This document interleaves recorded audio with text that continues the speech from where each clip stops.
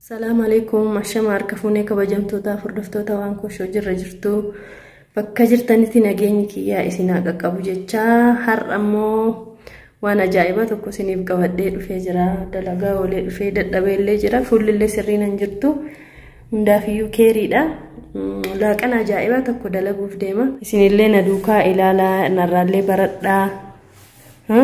Nyaata alaa nyaaturra manuma ofiirratti qopheeffatuutu irra wayyaadha jedheeni.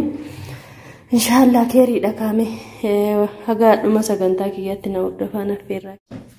Akkuma isin jedhee dalagaa olee dadhabee bakka alaa nyaachuu danda'u. Warri jiru qabdanis warri amaatiin qabnes rabbiin isinii baatee isin jecha. Dubartoonni nyaata alaa nyaatanillee anarraa baradhaa alaa nyaatanidha. Shiroo qopheeffadhaa shiroo keessan manumatti nyaadhaa. Nyaanni alaarraa yeroo tokko illee nama barbaachisa. Garuu immoo osoo manatti irra qopheeffannee irra gaariidha. Akka yaada kiyyaatti jechuudha.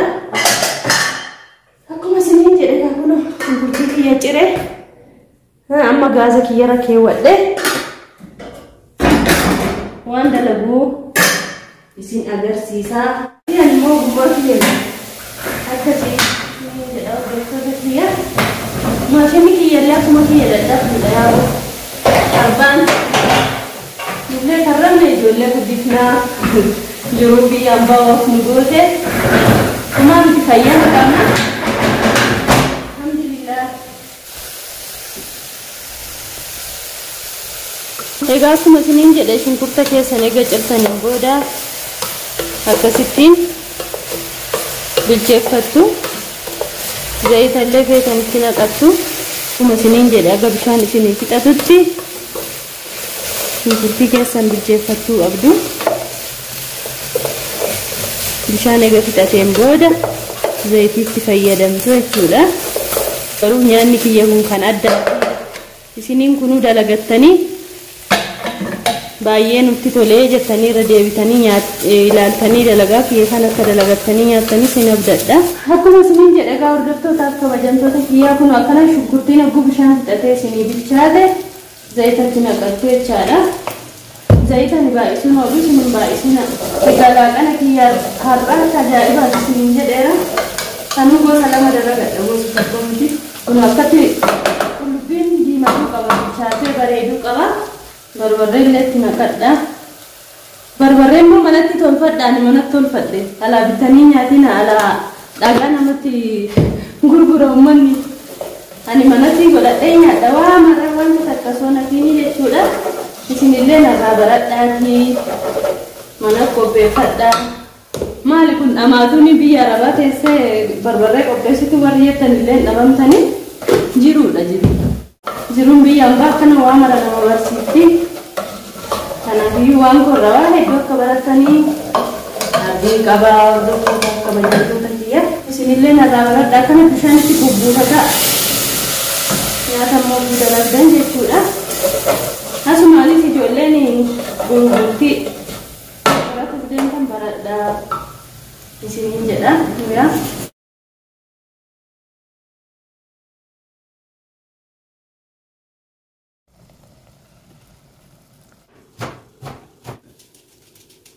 Qullubbii adiillee ni qopheeffattu yaa uummata qullubbii adii.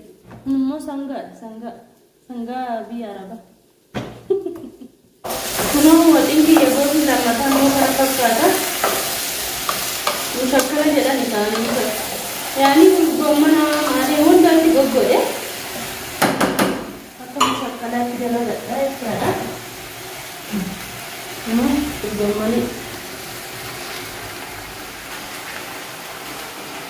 Ani egaa waan daqiiqaa 5 isiniin jedheera ganaa haa mi'aawu haa bushaa'u hin cinqamu. Mi'aawus mi'aawu baasummoo maanti garummoo mi'aa jedhee abdii qaba.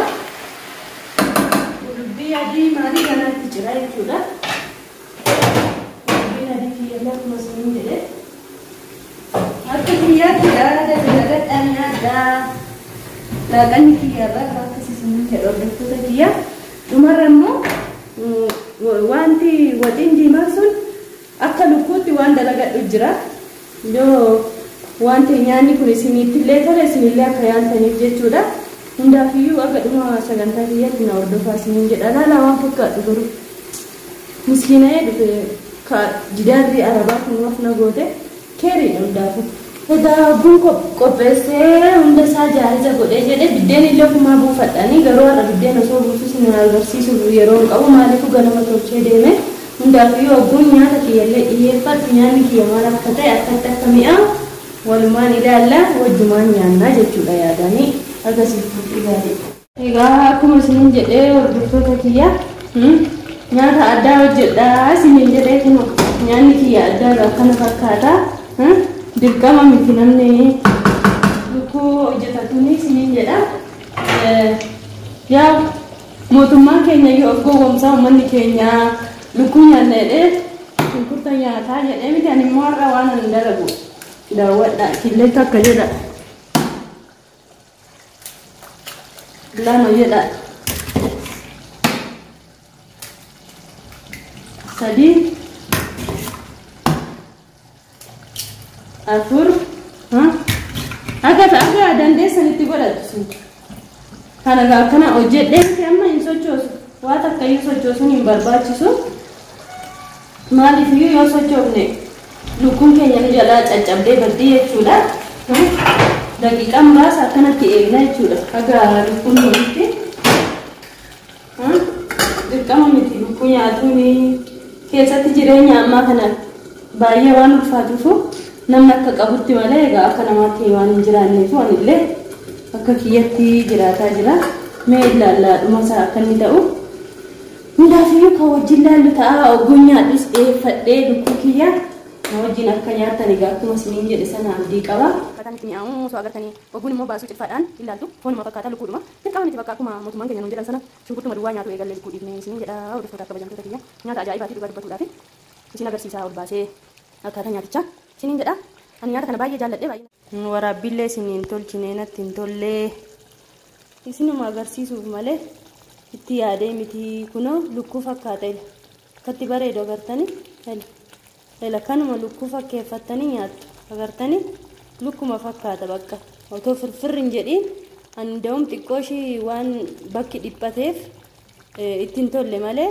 bakka kopuma kophaa taa'ela kun akkuma lukkuutti jechaadha bakka akkana of gowwoomsee lukkuu nyaadhe jedhee har'aa. Egaa akkuma isiniin jedhee hordoftootaaf kabajamtoota kiyyaa kunoo nyaata dalagatuuf egaa waan guddaa yookiin foon illee nun barbaachisu akkanan dalagadhe sanatti dalagatuudhaaf isinillee qophii akka taatanii abdiin qaba ila kunoo nyaata akka bareedu agartanii miti ogguun dura killeetti nannaqu dirqama miti yaanii lukkuu dalagatuun jechuudha kun ijaanii lukkuu fakkaata nyaataan immoo killeedha isiniin jedha hordoftootaaf kabajamtoota kiyyaa.